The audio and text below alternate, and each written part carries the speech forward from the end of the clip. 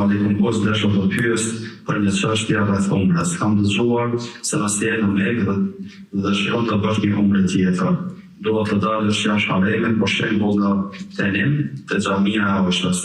Të hysh në ihram prej atje dhe pastaj të kthesh në Mekë për ta kryer umrën. A ka hadith të saktë për këtë veprim? Në Sahih Buhariu, një shafin e datë e katër dhe Sahih Muslim përmendet se pejgamberi sallallahu alajhi wasallam kërkoi Aisha radhiyallahu anha në Tenim për të bërë umre, por Aisha radhiyallahu anha kishte qenë me menstruacione dhe nuk ishte mundur të kryej umren në Tenim. Pyetja ime, a vlen ky veprim dhe ky hadith për të gjithë muslimanët që dëshirojnë të bëjnë një umre tjetër, apo ishte vetëm por rastin e veçantë të Aishës radhiyallahu anha, për shkak të menstruacioneve dhe rrethonave të saj. Wa alaikum assalam wa rahmatullahi wa barakatuh. Çështja e umrës, edhe çështja e mikotit për me shkuar me bën umre, kur shkohet me bën umre, vërtet mund ka bërë shumë herë duke qenë do të atje pyetje se çish më bën. Hadithi është i saktë. Pejgamberi sallallahu alaihi wasallam ka uzuar Aishën pas të që e ka përfunduar cikli muror Aishës duke qenë në Mekë.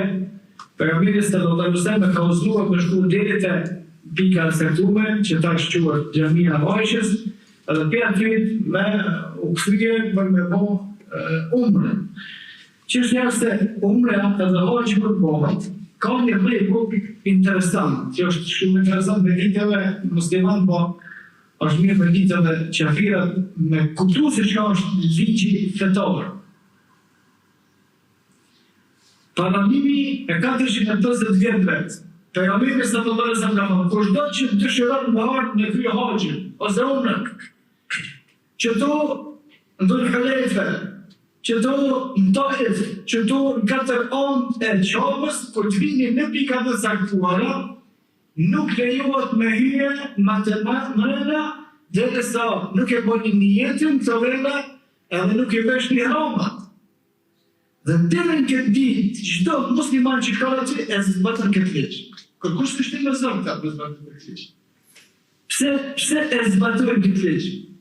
O kjo është dallimi mes ligjit të besimit, të imanit që ka vendosur Allahu subhanahu wa taala dhe ligjeve të cilat vendosin njerëzit.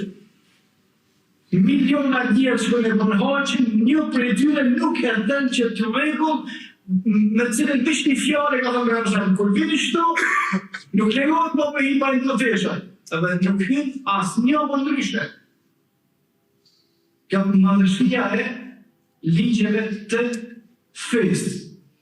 Edhe umrën gjithashtu, rregullat i kanë të njëjta dhe pika të caktuara deri ku mundesh me shku, pastaj me veshje rrogën edhe me bën jetën edhe me në e kryer umrën. Tash xhamia e Aishës nuk përmendet tek pikat të cilat pejgamberi sallallahu alaihi wasallam i ka përmendur për banorët të cilët vijnë nga anë të ndryshme të botës për me vizituar Qabën. Në një xhamia e Aishës nuk është pikë të cilën pejgamberi sallallahu alaihi wasallam e ka vendosur që kur të vinë me bën njerëzit umre, do të me vesh i hramat të me bën një të këtu. Nuk ekziston. 2. Po a ka thonë të e në Aishës? Po. A ka thonë është adhirë që atë pike dhe në ty, e ka në umrën? Po. Pse kjo problem të Aishën e nuk vlen për të tjere? Eksplikimi është i qartë, Allahu subhanahu wa taala dhe mas miri, por se në gjendjen në të cilën ka qenë Aisha, kushdo të regrave që gjendet në gjendje, ajo pikë është validja dhe saktë. Aisha ka shkuar me pejgamberin sallallahu alaihi wasallam në haxh. Haxhi i fundit. Në atë haxh, Aisha i ka dhënë dëm për muajshme. E u mërzi dëm për muajshme. E u mërzi.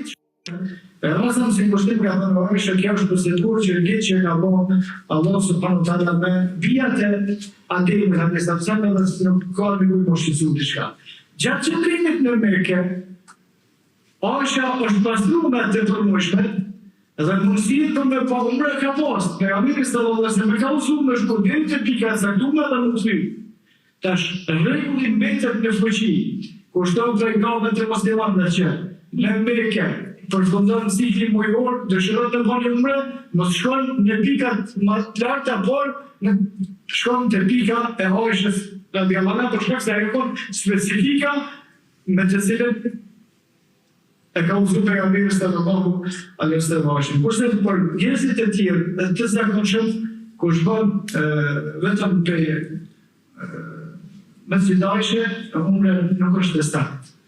Kjo nuk është umre, Allahu a'lam.